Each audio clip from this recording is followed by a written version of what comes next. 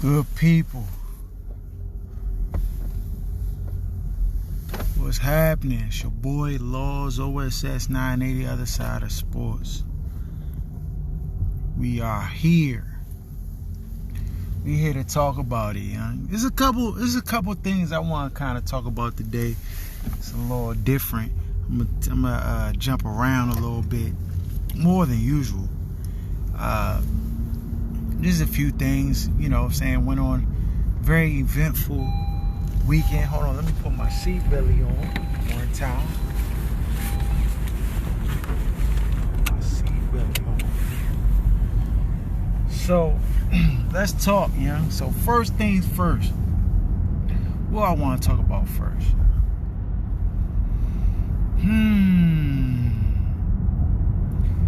So, we're going to start it off like this.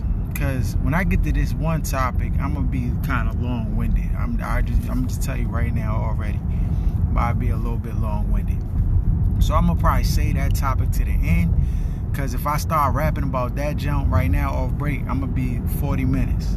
Because there's a lot I got to say about it. Alright, but for starters, we're going to start with something that everybody can kind of chime in about. So we're going to talk about last night's game. So first of all, Carson Wentz, this Batman is the most sorriest, vicious Batman I ever seen in my life, dog. The Batman is terrible, and then he's spectacular, young. The Batman's, he a bipolar cooker. Cause he'll start out the game doing the bonehead, dumb stuff. I'm like, young, what is Batman doing? Why he throw that pass? Why he hold the ball like that? Then all of a sudden, Batman just start dropping jumps in the bucket, dog. It just,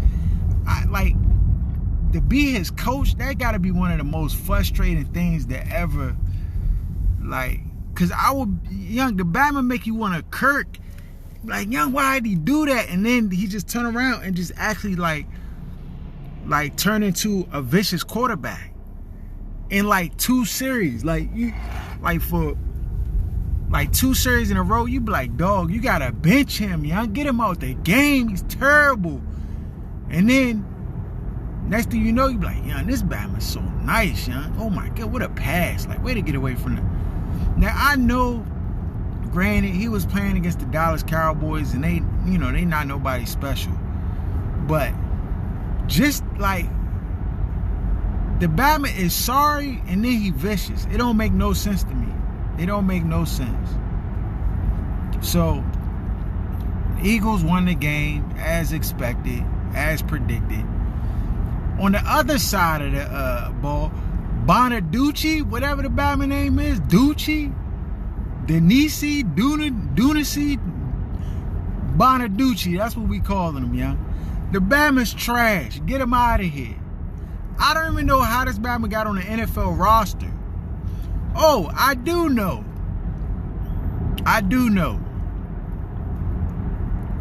Mike McCarthy's brother apparently coached the Bama in high school basketball. Where they do that at, dog? These Bamas are so starved for relationships that they will just grab a bum off the street. And I don't want to hit, dog. First of all, he was recruited to I think a D1 school. I can't remember what school he got recruited to. The Bama transferred from the top-notch school to a low-budget school. That should tell you all you need to know. The Bama was in a place in nowhere county, frying regular Joe Schmoes who had in high school that me and Aaron talked about this the other day. How you raise your kid, you take him up somewhere far, Nebraska, somewhere where nobody's around, or you take him up north Maine somewhere and just turn him into a cooker, young, because young, you just know the demographic is different there, and it ain't cookers like that there. So your kid gonna just go to the top of the food chain because they're around regular Joe Schmoes who ain't got that much talent. And so Bama's are gonna just inflate whatever's done in those areas because there aren't a lot of cookers, young. It's just the facts. It's just the facts. You go up Dundalk, play ball up there, then come down here to Berry Farms and then see what the competition like. It's different, bro. It's different. It's different. I remember when I was much younger, I was playing in this league. The league was way out. It was way out, dog, in Virginia somewhere, young. I don't even know where the jump was. It was way out. I remember going out that jump, and I just remember looking around at all the competition, and in my mind, in my heart, I'm like, dog, we about to fry these Bamas. I'm about to score 100. Can't nobody check me out here, dog. You can grab a Bama out the stands, he can't check me out here. Ain't no talent out here, dog. The whole team was feeling like USA basketball, dog, because we knew there was no way that these Bamas can hang with us. No way. They had a couple shooters, and you know what I'm saying? It was like 1, 2 Bamas that was nice. Dog, we washed them. It's not one of them stories where you be like, oh, young, these Bamas could hoop, and they was running a clinic and passing the ball all around and scoring on there. No, sir. No, sir. We went out to this gym. Dog, I'm telling you, as soon as we walked in the gym, I looked at the competition. I said, oh, we about to score 100. I started counting my stats before the game started. I was like, yeah, I'm about to have 25, 12 assists, 11 rebounds, 8 steals. Like, I was really, like, supremely confident. And we washed these Bamas, dog, because the talent level was different. It is what it is. So, when you got a Bama who go to a top D1 school and then transfer from the top D1 jump to West Bubble somewhere where ain't no real talent, and then all of a sudden you see the Bama get accolades and go to the top of the food chain, you know what it is. Bama was not busting the grapes with the Bamas who were real. They looked at him like, yeah, the Bama, we can't play him, dog. He not good enough. And then he's like, you know, Pops and Mom Deuce, they get to crying, oh, you gonna play my son? Like, he's good. Yeah, well, he was top of his high school. And then the coach is like, dog, your high school, it was 1 Barnes & Nobles. It was 1 CVS for 26 miles. 1 Walmart covered the whole county. Like, stop it, bro. Stop it. And so he got inflated. He thought he was better than he was. So then his parents convinced him, family, uncle, you should just go over here. This coach wants you. Probably a friend of the family or something like that. You know, the dude apparently got ties to Mike McCarthy. So, you know, they got uncles and family members tied to different programs. So you're like, oh, you could probably go over here and play this Division 1. It's a lower Division 1, but you'll still get looks and this and that. So the Bama goes over there, he fries as expected. When the talent is less, you should fry. So he gets over there, probably he does good. He gets like player of the year nominations and stuff in that conference or whatever, right? So then it come draft time. Mike McCarthy takes over the Dallas Cowboys franchise. He's like, oh, we need to get a quarterback. You know, this probably later in the draft. Like, you know, we need a quarterback. Boo, boo, boo. You know, who could we get? You know, because Bama's, contrary to what people believe, their quarterback evaluations is not that tight, dog. It's not that great. Our quarterback evaluations is better than 2/3 of the league. Facts. It may be like 8 teams in the league, 8 to 10 teams in the league that probably got good quarterback evaluators. Everybody else, they just shaking the dice, throwing it out there, going with what everybody else say. They don't know what to look for. They just kind of winging it. Yeah. So, lo and behold, they draft this Bama Bonaducci, whatever his name is. We calling him Bonaducci today. They draft that Bama. The Bama looked terrible. First of all, I want to tell you, listen. Nepotism is a real thing. The fact that the ties was, they shouldn't even share the story, huh? They shouldn't even share the story. Because it was like, what? I'm looking at it like, where they do that at, dog? The Bama's brother coached him in high school basketball. Somehow he get to a position where he could get drafted to the league. They draft him. I don't know how. Well, he wasn't the second string quarterback, but I guess they were just trying to do a favor. Lo and behold, this Bama has to actually play in the game, which is a fail. Dog, Bama was running Silver Hill offense last night. You know? They had the Dallas Cowboys running the Silver Hill Boys and Girls Club offense out there. Silver Hill Boys and Girls Club. They was running reverses and gut and 56 gut and like it was. I'm like, what is this? And for a while, the Eagles was not like they couldn't stop. I'm like, hold on, dog. All you gotta do is download Silver Hill Boys and Girls Club football playbook. It's like 6 plays in that whole playbook, dog. The Silver Hill Boys and Girls Club got 6 plays. Sweep toss, in and around, 56 gut. What's the other run play? It's all runs. All run plays, dog. All run plays. Might be one pass. One pass play. Everything else is runs. That's what the Dallas Cowboys was doing because they had no faith in their quarterback. And as bad as Bonaducci played last night, it wasn't even close to how terrible Sam Darnold has been the last couple of weeks. Now, I know y'all like, what is this guy's problem? Why is he so adamant about highlighting just how terrible Sam Darnold is and all his deficiencies? Why does he keep attacking this guy?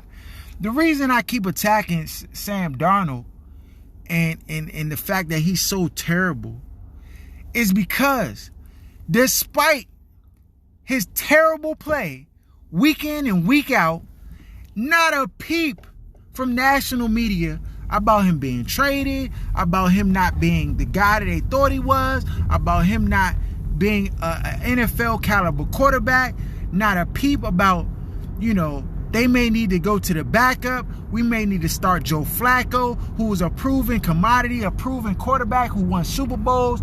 Nothing about that, dog. Nothing. And to me, that is the double standard of the NFL. And as long as it exists, I'm going to call it out. Y'all don't want me to say nothing about it? Get these Bamas out the league then. Do what you do to all the other black quarterbacks in the league. What's my man name? Vince Young and some of these other quarterbacks that, quick turnaround, they just kick them and discard. Don't even get a chance. Dwayne Haskins, they didn't get a fair chance. And already, I hear reports that a couple weeks ago, there wasn't no intentions on trading Dwayne Haskins. Now, the team is fielding offers. I knew they were fielding offers back then. The lies got to stop. I thought Ron Rivera was here to stop these lies, dog. So, yesterday, what Sam Darnold do? 133 yards. 0 touchdowns, 0 INTs.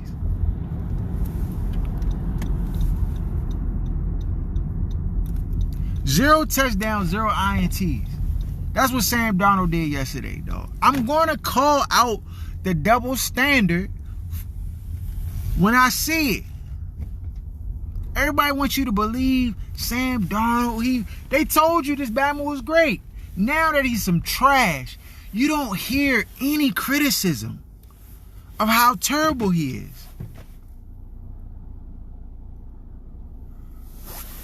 You don't hear no criticism. So that's my 2 cents. These terrible QBs in the league. Bonaducci, terrible. Get him out of here. Sam Darnold, terrible. Get him out of here. What's up, Trav? Question. Do you think Jack Del Rio would be doing better? I'm not liking Ron Rivera. No. I don't. I don't think Jack Del Rio would do a better job. Dog, whenever you have things that are bigger than football at play in an organization, you can't have success. You can't have success. Example. Let's look at the teams who have success, right? Let's look at the teams that generally have success, right? Let's start with the Kansas City Chiefs, right? These Bama's won a Super Bowl. They looking great right now. The Bama's sitting on top of the world. They got a good quarterback and stuff. Do you think when Andy Reid is in the room looking at the game tape and trying to figure out what he's going to do with the team and how he's going to win against his next opponent, do you think that he ever considers like, oh, well, I want to get this person more touches. I want it to look this way. Like, no. This Bama, if he got to run 50 times, he's going to run 50 times. If he got to pass 50 times, he's going to pass. No, he's going to cater to whatever the weakness is of the defense, and he's going to put the ball into the hands of his offensive players in positions to have them be successful. Bottom line, period. Nothing else really matters to him. And so when you got all this other stuff at play in these other organizations, like here, you know, they wanted to look a certain way. They wanted to be a certain... Dog, you're not going to win. You're not going to have success. It's just the facts. Just the facts. So, you know, when you look at the winning organizations versus the ones that slum ball millionaire, it's all about the objectives. When you see